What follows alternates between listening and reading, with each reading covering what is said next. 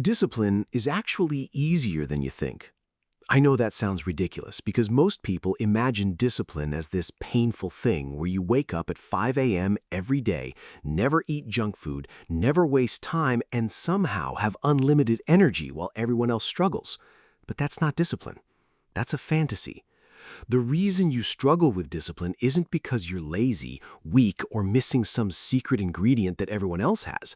The real reason is much simpler. You've been making discipline way harder than it needs to be. Think about it. How many times have you told yourself, tomorrow I'll start, tomorrow I'll wake up earlier, tomorrow I'll finally get serious? And then tomorrow comes and somehow nothing changes. You blame yourself. You think maybe I'm just not disciplined. But what if the problem isn't you? What if the problem is the way you've been trying to build discipline? Because here's the truth. Discipline isn't about forcing yourself to become a completely different person overnight. It's about making small choices repeatedly until those choices become who you are. That's it.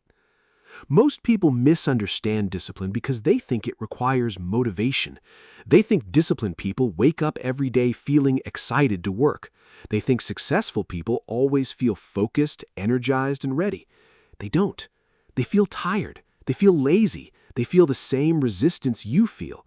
The difference is they don't negotiate with every emotion that shows up. They have systems, and systems beat motivation every single time. Because motivation is unreliable. Some days you have it, some days you don't. If your entire life depends on feeling motivated, you're going to be inconsistent forever. You don't need more motivation. You need fewer decisions. Think about someone who brushes their teeth every morning. Do they wake up and debate whether they should do it? Do they say, am I motivated enough today? No, they just do it. Why? Because it's part of who they are. And that's what discipline really is. It's not doing difficult things because you're some superhuman. It's making important actions automatic. The problem is most people try to start with something massive. They decide, I'm going to completely change my life. I'm going to work out every day. I'm going to study 5 hours a day. I'm never going to waste time again. Sounds great. But what usually happens, they do it for a few days, then life happens.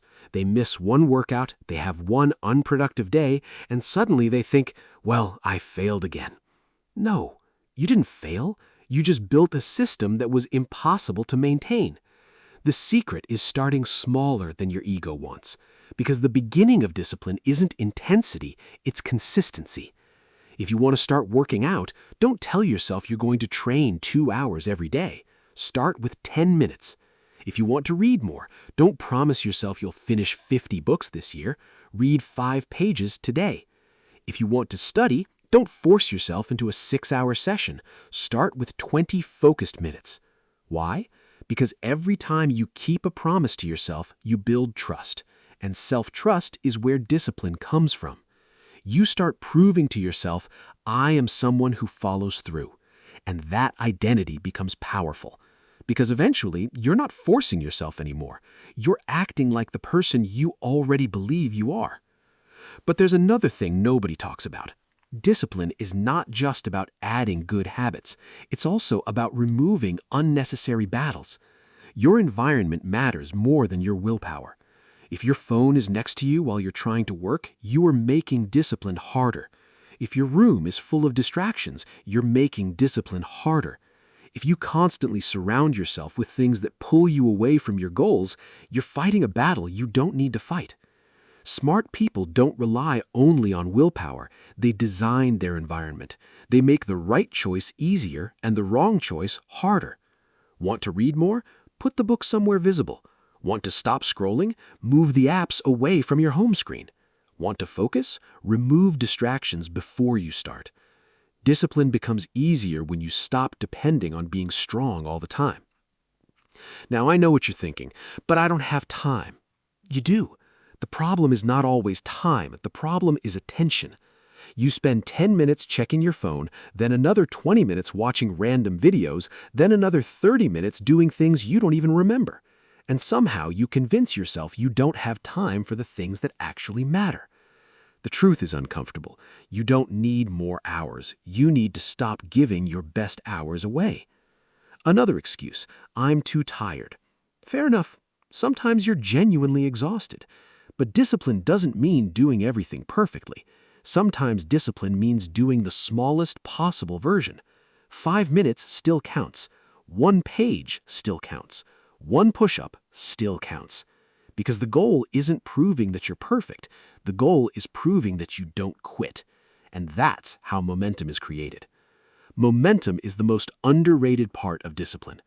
Nobody wakes up one day and magically becomes a disciplined person.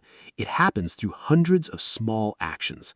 1 workout, 1 focused hour, 1 healthy decision, 1 promise kept. These moments seem small individually, but together they completely change your identity. A year from now, you won't remember the random moments where you almost started. You'll remember the moments where you actually did. And here's the biggest mindset shift. Stop asking yourself, do I feel like doing this? Start asking, what would the person I want to become do right now? Because your feelings change constantly, but your choices shape your future. The person you become is created by what you repeatedly do, not what you occasionally think about, not what you plan to do, not what you say you want, what you do. So if you've been waiting for the perfect moment to become disciplined, stop waiting. There is no perfect moment. There is only the next decision, the next small action, the next opportunity to prove to yourself that you can follow through. Discipline isn't about becoming someone else. It's about becoming the person you already know you can be. Make it easier to start. Make it impossible to ignore. And most importantly, keep showing up. Because every time you choose discipline over comfort, you're building a better version of yourself. And eventually, discipline stops feeling like something you have to do. It becomes who you are.